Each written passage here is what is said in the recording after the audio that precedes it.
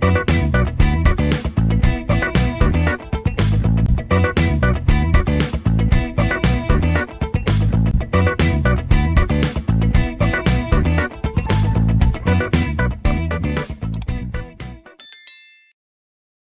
everyone, welcome to Principles of Communication System lecture series.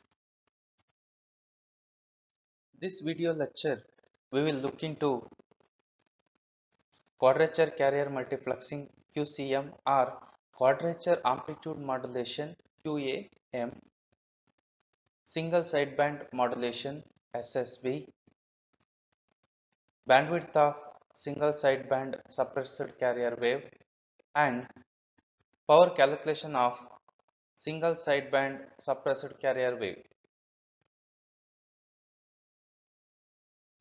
A quadrature carrier multiplexing QCM or quadrature amplitude modulation QAM method enables two DSBSC modulated waves resulting from two different message signals to occupy the same transmission bandwidth, and two message signals can be separated at the receiver. QCM block diagram is divided into a two-part. The first part is transmitter of the system and second part is receiver of the system, and this is the transmitter block diagram. Transmitter consists of two separate product modulator, and this is the upper product modulator and this is the lower product modulator, or these two product modulator are supplied with a two carrier wave, and this is the first carrier wave give it to upper product modulator, and mathematical representation is AC cos 2 pi Fc into T. The, the two carrier waves of the same frequency but different in phase by minus 90 degree, and this is a first carrier wave AC cos 2 pi Fct is connected to minus 90 degree phase shifter, and given carrier is in the form of cos series, the output of the phase shifter we get the sine series wave AC sin 2 pi Fct. The AC into sin 2 pi Fct is connected to lower product modulator. Two separate message signals are applied to product modulator, and this is the message signal 1 m1 of t, it's equal to am into sin 2 pi fm into t, and this is the second message signal, it's equal to m2 of t, it's equal to am into sin 2 pi fm into t. The m1 of t is connected to upper product modulator and m2 of t is connected to lower product modulator, and this is the output of the upper product modulator and this is the output of the lower product modulator. The output of the product modulator are summed to produce the multiplexing signal S of t, and this is the summer circuit and this is the multiplexed output S of t. Thus, the multiplexing signal S of t is consists of sum of these two product modulator output, and it's represented by S of t, it's equal to AC into m1 of t cos 2 pi Fc into t, and this is the output of the upper product modulator. The input is AC sin 2 pi Fc into t and m1 of t. The output of the upper product modulator is product of the input signal, and input signals are m1 of t into AC cos 2 pi Fct. So S of t it's equal to AC into m1 of t into cos 2 pi Fc into t plus lower sideband lower product modulator output, it's equal to AC into m2 of t into sin 2 pi Fc into t. The lower product modulator inputs are m2 of t is the message signal and carrier is AC sin 2 pi Fc into t, and output of the lower product modulator is product of the input signal, and input signals are m2 of t into AC sin 2 pi fct equal to AC into M2 of t sin 2 pi fc into t. The summer circuit output, it's equal to sum of the upper product modulator and lower product modulator. We get S of t, it's equal to AC into M1 of t cos 2 pi fct plus AC into M2 of t sin 2 pi fc into t. So this is the output of the QAM transmitter. This is the QAM receiver block diagram. The multiplexed signal S of t is applied simultaneously to two separate coherent detector, and this is the multiplexed signal S of t is applied simultaneously to two separate coherent detector, and this is the upper coherent detector. It consists of product modulator and low pass filter, and this is the lower coherent detector. It consists of product modulator and low pass filter. The coherent detector are also supplied with the two local carrier of the same frequency but differing in phase by -90°, and this is the product modulator input is equal to 2 cos 2 pi fct we connected to upper product modulator, and same frequency we connected to -90° phase shifter, and output of the -90° phase shifter is 2 sin 2 pi fc into t, again is connected to lower product modulator. The output of the upper product modulator and lower product modulator is connected to low pass filter, upper low pass filter and lower low pass filter. The low pass filter, it passes the lower frequency and eliminates the higher frequencies. The output of the upper coherent detector is, it's equal to AC into M1 of t by 2, and output of the lower coherent detector is AC into M2 of t divided by 2.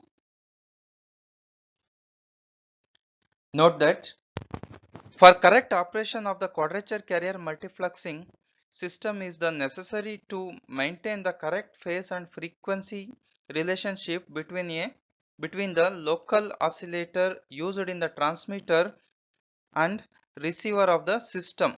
The requirement can be satisfied by using Costas loop.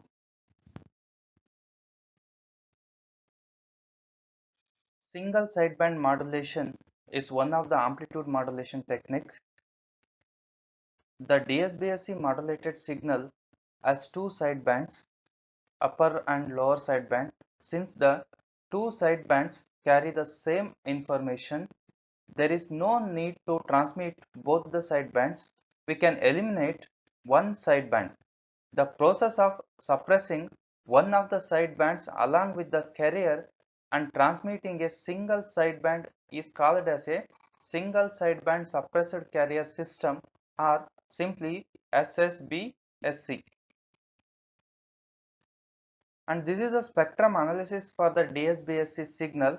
So we know that DSBSC, it consists of upper sideband and lower sideband, and this is the position of the carrier FC, and upper sideband is FC plus FM and lower sideband is FC minus FM. In single sideband, we have to suppress any one of the sideband, whether it's a lower sideband or upper sideband. In this spectrum analysis, lower sideband is suppressed. We transmitting only upper sideband.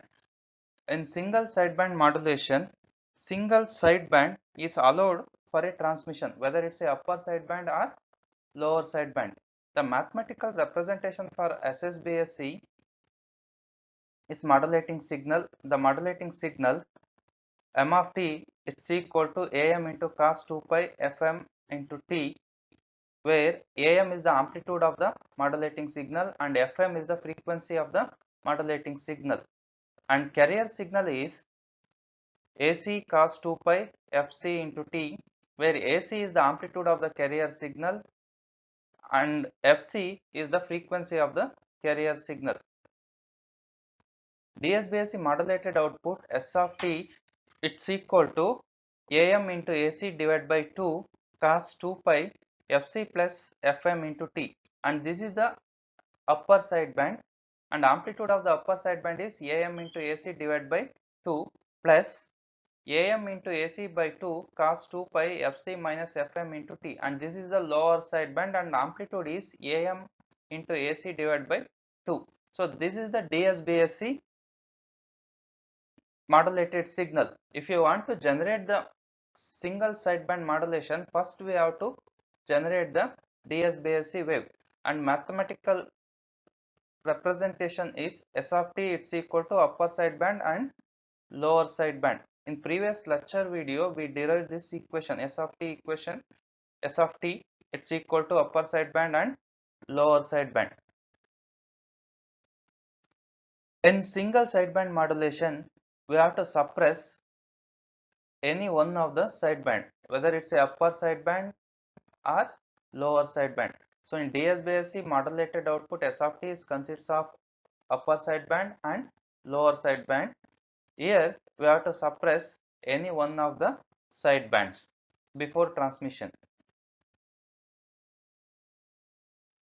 Mathematically we can represent the equations of SSBSC wave as S of t it's equal to AM into AC by 2 cos 2 pi Fc plus Fm into T, and this is the upper side band. So if you want to transmit the upper side band, we have to suppress the lower side band. Or S of t it's equal to AM into AC by 2 cos 2 pi Fc minus Fm into T, and this is the lower side band. So if you want to transmit the lower side band, so we have to suppress the upper side band. So in SSB modulation technique, first we have to generate the DSBSC signal, then we have to suppress the upper sideband or lower sideband. So in case of upper sideband transmission, we have to suppress the lower sideband signal. So in case of lower sideband transmission, we have to suppress the upper sideband. In SSBSC modulation, single sideband is allowed for transmission, whether it's a upper sideband or lower sideband. It allows only a one sideband. The bandwidth of SSBSC wave is, so we know that the DSBSC modulated wave contains a two sidebands and its bandwidth is 2 into FM. FM is the modulating signal frequency. In bandwidth of SSBSC modulated wave, it's equal to 2 FM by 2. So in SSBSC modulation technique, we transmit only a one sideband, upper sideband or lower sideband. So we know that DSBSC bandwidth is equal to 2 into FM. So in DSBSC modulation technique, we transmit the two sidebands, upper sideband and lower sideband. So in SSBSC modulation, we transmit only a one sideband, so it's equal to 2 FM divided by 2, so it's equal to FM. So FM is the modulating signal frequency. Therefore the bandwidth of SSBSC modulated wave is FM and it's equal to frequency of the modulating signal. Now we will calculate the SSBSC wave total transmission power. Consider the SSBSC modulated wave is S of t is equal to AM square into AC square divided by 2 cos 2 pi Fc plus Fm into T. The AM is the amplitude of the modulating signal and AC is the carrier signal amplitude, Fc is the carrier signal frequency and Fm is the modulating signal frequency. So we know that in SSBSC wave we transmit only one sideband. The power of SSBSC wave is equal to the power of any one sideband frequency component.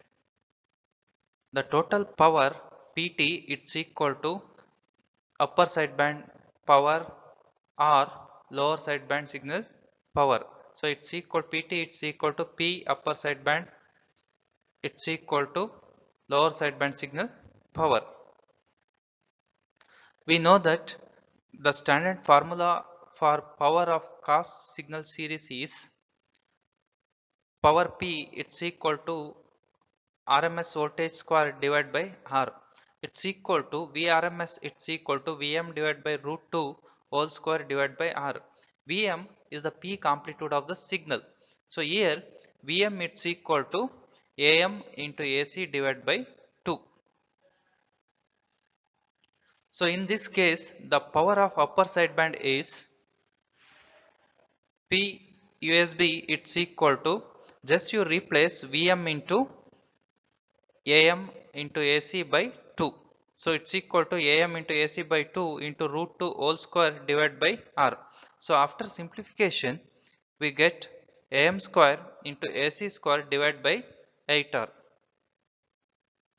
Therefore the power of SSBSC wave is Am square into AC square divided by 8R. It's equal to upper sideband signal power. So upper sideband signal power is equal to lower sideband signal power, because we transmit only one signals, whether it's a upper sideband signal or lower sideband signal power. The main advantages of the SSBSC is bandwidth or spectrum space occupied is lesser than the AM and DSBSC wave, because in AM we transmit the carrier signal plus upper sideband and lower sideband. In DSBSC we transmit the upper sideband and lower sideband. In SSB we transmit only upper sideband signal or lower sideband signal. The transmission of more number of signals is allowed in SSB SC modulation technique. Power is saved. High power signals can be transmitted. The main applications of the SSBSC is for power saving requirement and low bandwidth requirements.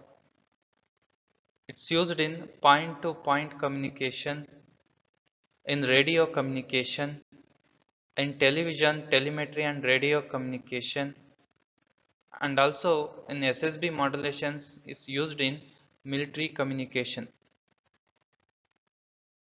Thank you.